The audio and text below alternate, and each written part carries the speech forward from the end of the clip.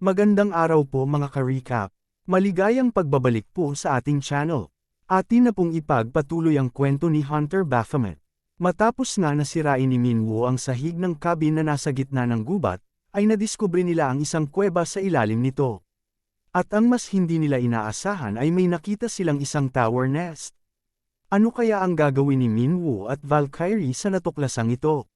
Sa kabilang banda naman ay nakipagkita na nga si Team Manager Song-on kay Manager No. Sinabi ni Manager No na napakaganda ng kalangitan ngayon. Sumang-ayon naman si Song-on sa sinabi ni Manager No.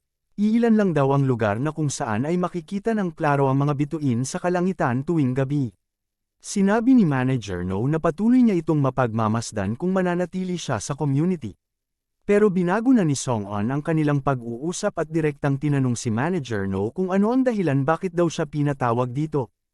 Ayon kay Team Manager No, napansin niyang mukhang palagi daw siyang nakikipag-usap kay Hunter Baphomet. Tinanong niya si Hunter Lunatic kung hindi naman daw sila magkakilala o nagkita sa labas bago pumasok sa colony.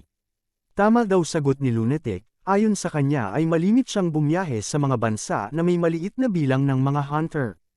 Ayon kay Manager No ay tiningnan niya ang records ni Hunter Lunatic. Nakapunta na din daw pala siya sa Costa Rica, Monaco, at Singapore. Dahil nabanggit ang Singapore ay sinabi ni Manager No na may kakilala daw siyang hunter doon, narinig na daw ba ni Hunter Lunatic ang pangalang Hunter Mild? Natagalan si Song-on sa pagsagot pero sinabi niya na mukhang hindi dahil hindi niya makikilala lahat daw na hunter na maasen sa bansang yon. Ganoon daw ba? Tanong ni Manager No. Pero ang Singapore daw ay isang bansa na merong sariling hunter system at maraming talentadong hunter. Sinabi ni Song-on na mukhang nahuli na siya. Biglang may malakas na pagsabog sa kinakatayuan ni Song-on at Manager No. Inatake na pala ni Manager No si Song-on. May isang napakalaking monster na ipinalabas si Manager No at ito ang umatake kay Song-on. Tila ito rin ang tumapos sa mga buhay nila Hunter Hyper, Guilty, at Jackal. Tinanong siya ni Song-on para kumpirmahin ito pero tinanong lang din siya ni Manager No kung ano daw ang ginagawa niya dito. Sinabi ni Song-on na kailangan niya munang sagutin ang kanyang tanong, siya daw ba ang pumatay sa tatlong hunter? Ayon kay Manager No ay para ito sa mas malaking dahilan kaya huwag na daw makialam si Team Manager Ma Song-on. Wala daw pakialam si Song-on sa kanyang mas malaking dahilan, ang lahat daw na ginawa ni Manager No ay pagtataksil. Huhulihin na sana ni Song-on si Manager No pero biglang may hamarang sa kanya na mga hunter. Naiwasan ni Song-on ang sorpresang atake ng mga hunter sa kanya pero napansin niya na mga A-rank ang mga ito at tila wala sila sa sarili. Ano daw ang ginawa niya sa mga hunter? Sigaw ni Song-on kay Manager No. Balik naman sa kinakatayuan ni Minwoo at Valkyrie, ay ipinaliwanag ni Minwoo kay Valkyrie kung ano ang nasa harap nila. Isang tower nest. Sa isip ni Minwoo ay nakakagulat na merong isang tower nest na nakatago sa lugar na ito. Pero nagtataka siya sa sarili kung bakit daw niya alam ito. Bigla namang sinabi ni Valkyrie na kung ito daw ang dahilan sa likod ng colony, ay kailangan nila itong tanggalin. Hindi alam ni Minwoo ang sasabihin kay Valkyrie. Ayon kay Valkyrie, kung ito ay isang tower nest, kailangan nila itong maklear para maging ligtas na ang community at mas kukonte ang tower. Sa isip ni Minwoo, kapag nawala ang tower nest ay parang walang silbi na rin ang colony. Biglang tumutol si Minwoo sa sinabi ni Valkyrie. Kapag sinira daw nila ito, saan na mag-day training ang mga A-rank hunter na katulad niya? Ayon kay Valkyrie, marami pa namang ibang tower at ang tungkulin daw ng mga hunter ay protektahan ang mga tao at hindi para magpalakas. Pero sinabi ni Minwoo na paano daw nila poprotektahan ang mga tao kung hindi sila malakas? Paano kapag nangyari muli ang The Great Shock? Paano nila mailigtas ang mga tao kung mahina sila? Sinagot siya ni Valkyrie na iba na ang sitwasyon ngayon. Alam na ng mga hunter ang tungkol sa mga tower, at bilang isang hunter sisiguraduhin nila na hindi mangyari ang Great Shock. Hindi nila pwedeng pabayaan ang mga tower. Napagtanto na ni Minwoo lahat. Kaya ayaw ni Manager No na ay paalam ang tower nest na ito sa nuukulan dahil sa mga hunter na katulad ni Valkyrie. Pinapanatili ni Manager No ang colony para makabuo ng mas malakas na mga hunter. Kahit kapalit nito ang kanyang reputasyon at imahe. Tinanong ni Valkyrie kung ang manager ba ng colony ang may pakana ng lahat na ito. Bakit naman daw niya ito gagawin? Ayon kay Minwoo, ginawa ito ni Manager No para handa ang mga hunter kapag nangyari muli ang The Great Shock. Naalala ni Valkyrie ang sinabi ni Agatha sa kanya. Kung marami lang daw sanang malalakas na hunter noong nangyari ang The Great Shock. Sana ay maraming tao ang nakaligtas. Sinabi ni Minwoo na sayang naman daw talaga kung tatanggalin nila ito. Makakatulong pa sana ito para magpalakas ng mga hunters.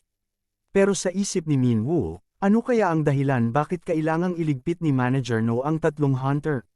Ano kaya ang kinalaman ng pagkamatay ng tatlong hunter sa Tower Nest? Buo naman ang desisyon ni Hunter Valkyrie na i-clear ang Tower Nest. Wala daw siyang dahilan para pabayaan ang Tower Nest na ito, tungkulin niyang linisin ang mga tower. Napagtanto ni Baphomet na mapagkakatiwalaan si Valkyrie. Pinaninindigan nito ang kanyang prinsipyo at paniniwala. Sinubukang buksan ni Valkyrie ang gate pero hindi niya ito magawa. Parang merong barrier na nakaharang sa gate. Sinubukang suntukin ni Valkyrie ang barrier pero wala itong epekto. Hindi niya magawa kahit gumamit na siya ng kanyang magic. Bigla naman nakarinig si Baphomet ng boses na tumatawag sa kanya sa loob ng gate. Sinasabi ng boses na naghihintay daw ito sa kanya. Pumasok daw siya. Bigla namang lumapit si Minwoo sa gate na tila kinabahala ni Valkyrie. Unti-unting nilalapit ni Minwoo ang kanyang kamay sa gate. Tagumpay na nahawakan niya ito. Biglang bumukas ang mata sa gate at lumabas ang nakakasilaw na liwanag galing sa loob. Tagumpay na nabuksan ni Minwoo ang gate. Sinubukan ni Valkyrie na pumasok pero hindi pa rin siya makapasok at patuloy na tinatanggihan si Valkyrie. Sinabi ni Minwoo na tanging siya lang ang makakapasok. Sa isip niya, sigurado siyang may tumawag sa kanya para pumasok. Ibinili niya kay Valkyrie na papasok siya at i-clear ang tower. Bigla naman silang nakaramdam ng malakas na pagsabog sa itaas. Alam na ni Minwoo na mukhang napalaban na si Song-on. Humingi siya ng pabor kay Valkyrie at sinabi na bantayan ang cabin habang i-clear niya ang tower. Ano daw ang ibig sabihin niya? Hindi siya maintindihan ni Valkyrie. Sinabi ni Minwoo na malalaman niya daw ito kapag nakita na niya. Tuluyan nang pumasok si Baphomet at walang magawa si Valkyrie. Nakapasok na nga si Minwoo at tila ay para siyang nasa isang tunnel. Mukhang kailangan niyang sundan ang liwanag sa dulo ng tunnel. Habang naglalakad ay nakatanggap siya ng mensahe sa system. Tinanong siya nito kung siguradong papasok ba talaga siya? Ayon kay Minwoo ay matagal-tagal na din nang huling pinigilan siya ng Diyosa. Ito daw ba ay lugar na hindi pa niya dapat pasukin? Hindi naman daw sagot ng Diyosa, parte pa naman din ito ng kanyang tadhana. Pero napakaaga pa daw sana para mapunta siya sa lugar na ito. May negatibong epekto daw ba ang pagpunta niya dito? Tanong ni Minwoo. Wala naman daw. Kung wala, bakit daw siya pinipigilan? Sinabi ng Diyosa na walang dahilan, sadyang nag-aalala lang siya. Pwede daw siyang pumasok. Biglang nakatanggap ng mensahe sa system si Minwoo. Isang main quest. I-clear ang Tower Nest. Nakapasok na nga si Baphomet sa loob. Sinundan niya lang ang liwanag sa tunnel at dinala siya dito. Magkaiba daw ang energy dito sa loob kumpara sa labas. Parang nasa ilalim daw siya ng tubig. Biglang may umatake sa kanya. Isang malaking monster. Aatakihin sana siya nito ulit pero biglang may sumigaw at pinigilan ito. Tinawag ng isang batang lalaki ang monster na si Bensi. Huwag niya daw saktan ang kanilang bisita. Dahil ito daw ay isang tao. Sa kabilang banda naman, si Hunter Griffin ay kakaklear lang ng isang tower. Nararamdaman na niyang hindi maganda ang kanyang kondisyon. Dahil ito sa walang tigil niyang pag-clear ng mga tower. Naisip niya na magpahinga muna bukas. Ang dahilan pala kung bakit napunta si Griffin sa colony ay si Team Manager Song-on. Kinausap siya nito at tinanong kung interesado daw ba siya sa colony. Tama daw ang desisyon niya na tanggapin ang alok ni Song-on. Gaano na daw kaya siya kalakas ngayon? Napansin naman niya na tila masyadong tahimik ang kalsadang dinadaanan niya. Imposible naman daw na walang tao kahit isa sa mga dorm. Habang naglalakad ay bigla namang may lumabas at akmang aatakihin si Griffin sa kanyang likuran. Mabuti na lang at naiwasan nito agad ni Griffin at napigilan. Pero ang masama ay may kasunod pa ang mga ito. May mga pana na galing sa malayo.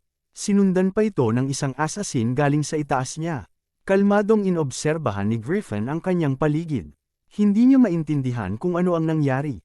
Parang may mali sa mga A-rank hunter na naumatake sa kanya. Kakaiba ang kanilang mga mata na tila may kumokontrol dito.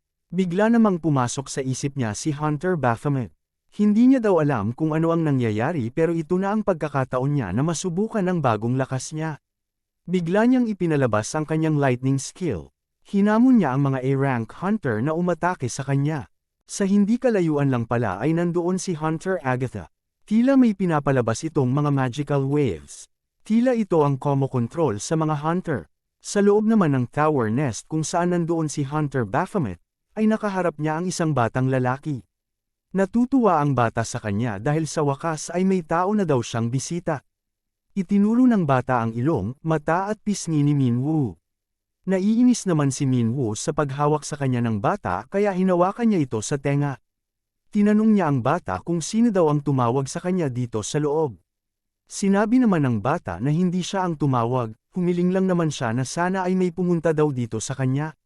Habang kinakausap ang bata ay napansin ni Minwoo ang mukha ng bata.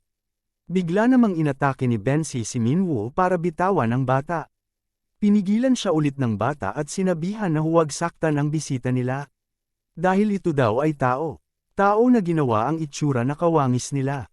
Nagulat naman si Minwoo sa sinabi ng bata na ginawa daw ang mga tao na binase sa kanilang anyo. Tinanong niya ang bata kung sino daw siya at ano ang ginagawa niya sa lugar na ito. Ayon sa bata ay hinihintay niya si Elle. Ibinilin daw sa kanya ni Elle, na kapag marami na daw siyang nagawang kaibigan sa lugar na ito, ay makikipaglaro ulit si Elle sa kanya. At bigla daw dumating si Minwoo na isang tao kaya swerte daw siya. Nalilito daw si Minwoo sa sinasabi niya. Ibig daw bang sabihin ng bata ay kinakaibigan niya ang mga demonic beast na ginagawa niya dito sa loob ng tower nest? Demonic beast daw pala ang tawag sa mga ginagawa niya. Pero wala daw siyang pakialam kung ano ang itawag ng mga tao sa kanyang mga alaga. Gusto niya lang maglaro. Sinabi niya sa kay Minwoo na kwentuhan naman daw siya tungkol sa labas, sa mga tao, sa mga puno at bulaklak. Patuloy niyang inobserbahan ang bata at bigla namang sinabi ni Minwoo na maliban sa itsura, wala daw silang pagkakapareho ni Ro. Napatigil ang bata sa narinig. Biglang nagbago ang ekspresyon sa mukha ng bata at ikinagulat ito ni Baphomet. Paano niya daw nakilala si Ro? Tanong ng bata. Si Ro daw ay ang kanyang nobye kaya paano niya daw ito nakilala? Nalito naman si Minwoo sa pinagsasabi ng bata. Pero bigla na siyang inatake ng monster kaya tumilapon siya pero mabuti na lang ay nasangga niya ito at hindi direktang tumama sa kanya. Parang sinaniban ang bata at tinanong si Minwoo kung paano niya daw nakilala si Ro.